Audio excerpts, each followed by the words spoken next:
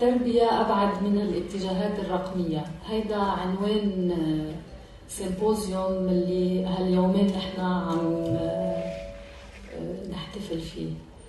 أول شيء بريد رحب بالحضور وبرحب بضيوفنا دكتور أيمي كرم.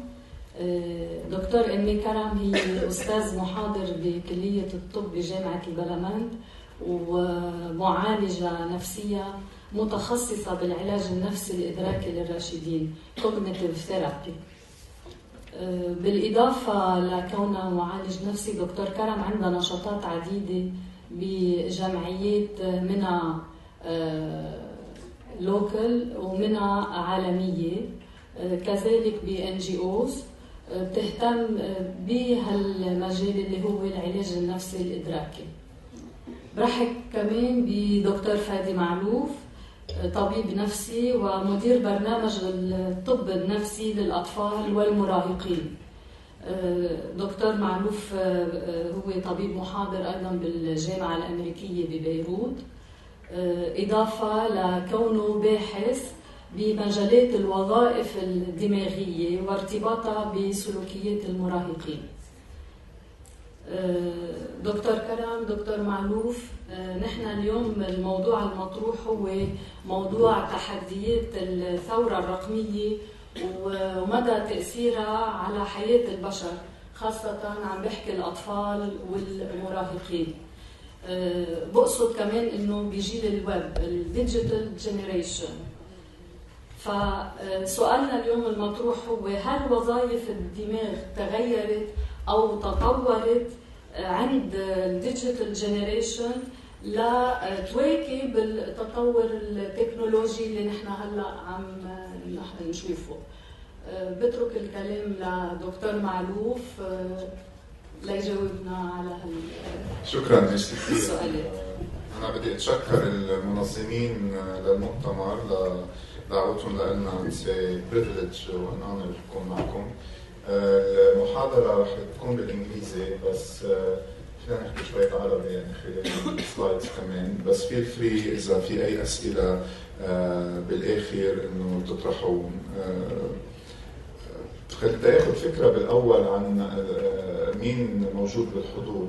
بدي أطلب منكم يلي بالإدوكيشن فيه يمكن special educators, teachers أو education faculty members تعالوا إيدكم تأخذ فكرة بس. Okay.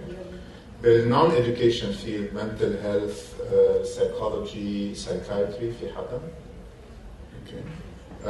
بالميديكال فيلد مثل neurology, pediatrics. أفاد حدا discipline معينة؟ social work, nursing.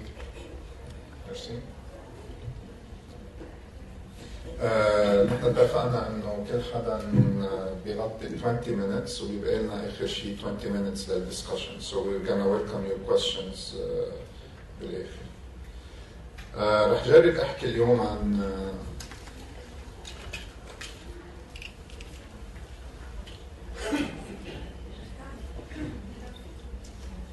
learning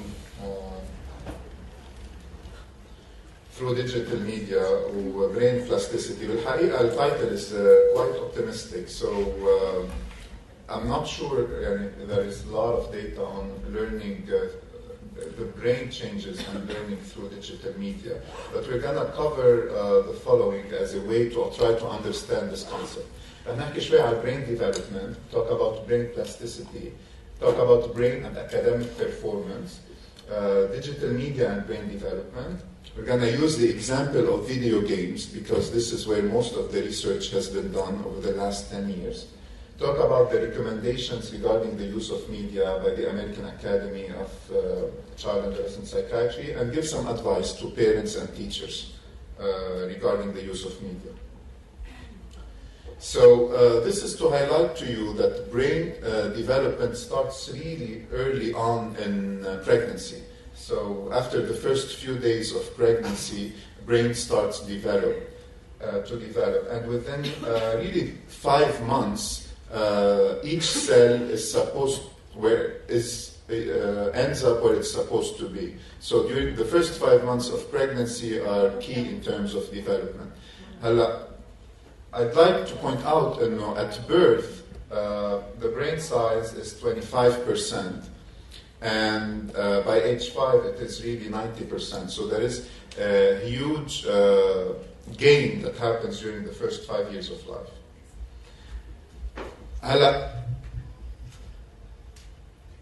Here purple is gray matter.